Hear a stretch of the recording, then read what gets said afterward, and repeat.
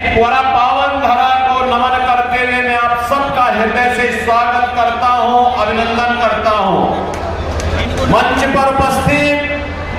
हमारे पूज्य संत श्री सौंदर्यनाथ जी, महंत श्री केशवनाथ जी, यहाँ की सांसद श्रीमती सुनीता दुग्गल जी,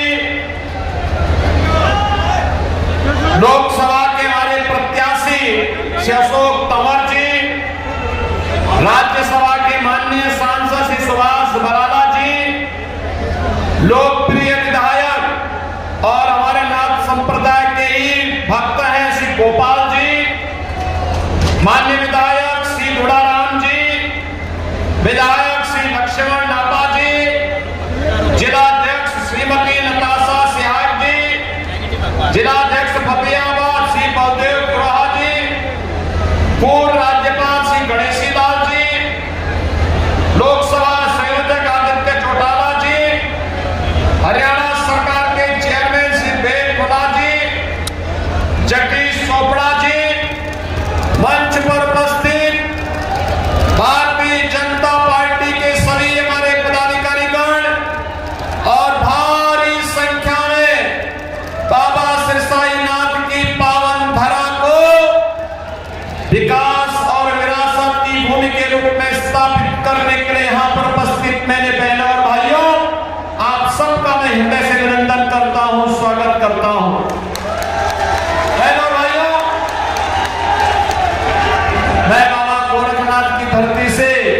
और मर्यादा पुरुषोत्तम प्रभु राम की पावन जन्मभूमि से आपके बीच में यहाँ पर आया हूँ। भारत के यशस्वी प्रधानमंत्री और दुनिया के सबसे लोकप्रिय राजनेता मोदी जी का संदेशा लेकर के आया हूँ और संदेशा यही लेके आया हूँ कि 4 चरणों के चुनाव पहले ही संपन्न हो गए थे, 5वां चरण आज चल रहा है और अब पूरे देश के अंदर एक पहले 3 चरणों में 4 चरणों में जो लहर थी, 5वें चरण में वो सुनामी बन चुकी है, मोदी की सुनामी पूरे देश के अंदर। और एक ही स्वर गूंज रहा है, चारों ओर एक ही नारा गूंज रहा है और वह है कि फिर एक बार,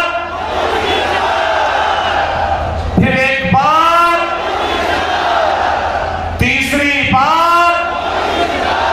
तीसरी बार, अब की बार, अब की बार। जब हम 400 पार की बात करते हैं तो बहन और भाइयों, कांग्रेस को चक्कर आने लगता है और चक्कर इसलिए आने लगता है क्योंकि 400 सीटों पर तो चुनाव ही नहीं लड़ रही है, तो जीतेगी कैसे। और इसीलिए तो मैं कह रहा हूं, जनता जनार्दन से जवाब देती है। क्या जवाब देती है? जवाब देती है कि जो राम को लाए हैं, जो राम को लाए हैं, पूरे देश से की आवाज है। और बहनों, विरासत और विकास की अद्भुत संगम। अयोध्या में रामलला आ गए और कांग्रेस को तो सत्ता की इतनी जल्दी थी कि करतारपुर साहब को ये बोल गई थी। तो मोदी जी आए, तो मोदी जी आने के बाद करतारपुर कॉरिडोर के निर्माण के कार्यक्रम को भी आगे बढ़ाया। गुरु नानक देव की पावन धरा को भी भारत का हिस्सा बनाने का कार्य आगे बढ़ाया और गुरु गोविंद सिंह जी महाराज के 4 साहबजादों ने, जिन्होंने सरहिंद के लिए अपने आप को बलिदान किया था,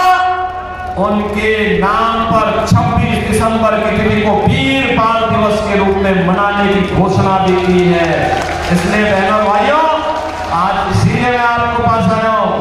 कि पावन धरा तो मेरे लिए 2 प्रकार से महत्वपूर्ण है। गुरु नानक देव जी से लेकर के गुरु गोविंद सिंह जी के साहबजादों की पावन धरा के रूप में और हमारे नाथ संप्रदाय के पवित्र संत बाबा सिरसाईनाथ जी के नाम पर, जिनके नाम पर सिरसा बसा हुआ है, इसलिए ये मेरे लिए एक पावन धरा है। इसको मैं कोटि कोटि नमन करता हूं, आप सबका अभिनंदन करता हूं, स्वागत करता हूं। बहनों भाइयों, आज देश बदल चुका है, हमारी पीढ़ी सौभाग्यशाली है कि हम नए भारत के नागरिक हैं, मोदी जी के नेतृत्व में कार्य कर रहे हैं और जो दुनिया के लिए असंभव है, जो कांग्रेस के लिए असंभव था, और मोदी जी ने संभव करके दिखा दिया, कर दिया ना। देखो, पहले दुनिया में भारत का सम्मान नहीं बचा था, लोग भारत को शक की निगाहों से देखते थे। पहले दुनिया में भारत के बारे में तमाम प्रकार की चर्चाएं होती थी, हमारी सीमाएं सुरक्षित नहीं थी, दुश्मन भारत की सीमा में घुस जाता था, आतंकी विस्फोट होते थे, जगह जगह विस्फोट होते थे, नक्सलवाद चारों ओर फैला हुआ था, विकास कार्य ठप पड़े थे। जब सुबह उठते थे तो पहला समाचार भ्रष्टाचार का, और सायंकाल होते होते आतंकी वारदात की घटनाएं आने लगती थी, निर्दोष लोग मारे जाते थे, सेना के जवान शहीद होते थे, गरीबों के कल्याण के लिए कोई योजना नहीं थी, कोई गरीब भूख से मरता था, किसान आत्महत्या करता था, दवा के भाव में मरीज दम तोड़ता था, बेटी और व्यापारी सुरक्षित नहीं थी। बहनों और भाइयों, पिछले 10 वर्ष में मोदी जी ने भारत की तस्वीर और तकदीर को बदला है। ये तस्वीर और तकदीर को कैसे बदल दिया है? आज भारत का सम्मान दुनिया में बढ़ा है, दुनिया में कोई संकट आता है, लोग दुनिया भारत की तरफ देखती है, सीमाएं सुरक्षित हैं, अब कोई दुश्मन भारत की सीमाओं का अतिक्रमण नहीं कर सकता है, क्योंकि नया भारत है और आतंकी वारदात तो नहीं होती, इस पे नकेल कसा गया, लेकिन अगर पटाखा भी जोर से फट जाए ना, तो सबसे पहले पाकिस्तान सफाई देता है कि नहीं, मैंने नहीं किया है। उसे मालूम है अगर समय रहते सफाई नहीं दी तो ये भारत है, छेड़ता नहीं है, लेकिन अगर कोई छेड़ता है तो उसको छोड़ता भी नहीं है, वो भयभीत रहता है। बहनों और भाइयों, भय बिनु होई न प्रीति, ये वही है, जब ताकत होती है ना तो हर व्यक्ति शांति और सौहार्द के लिए आपके सामने झुकता है, और आज भारत ने दुनिया पर एहसास कराया है। विकास के कार्य बड़े बड़े, highway, railway, metro, IIT, IIM, AIIMS, one district one medical college, IIT, NIT, world class university, और हर व्यक्ति के स्वास्थ्य के लिए हर घर नल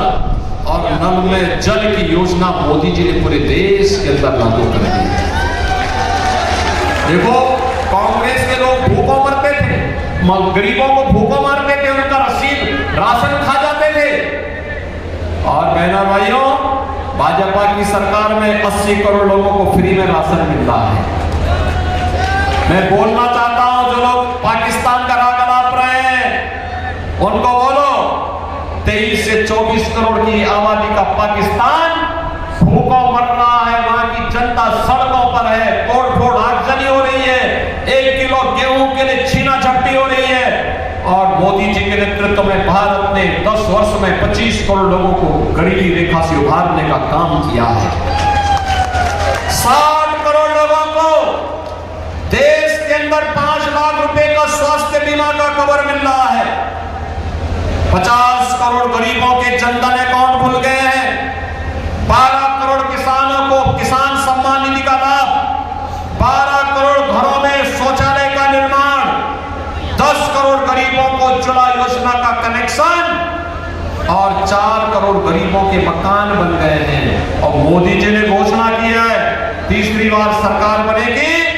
70 वर्ष से ऊपर के हर एक बुजुर्ग को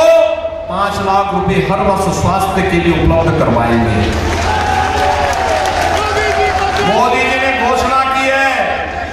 तीसरी बार सरकार बनते ही जितने बचे हुए गरीब होंगे उनको भी एक एक मकान उपलब्ध करवाएंगे। मोदी जी ने घोषणा की है, तीसरी बार सरकार बनाएंगे, सोलर स्कीम के अंतर्गत हर घर को फ्री में बिजली उपलब्ध करवाने का काम भी करेंगे। बहनों और भाइयों, यहाँ विकास भी है, गरीब कल्याण भी है, देश की सुरक्षा भी है, आतंकवाद का सफाया भी है और भारत का सम्मान भी है।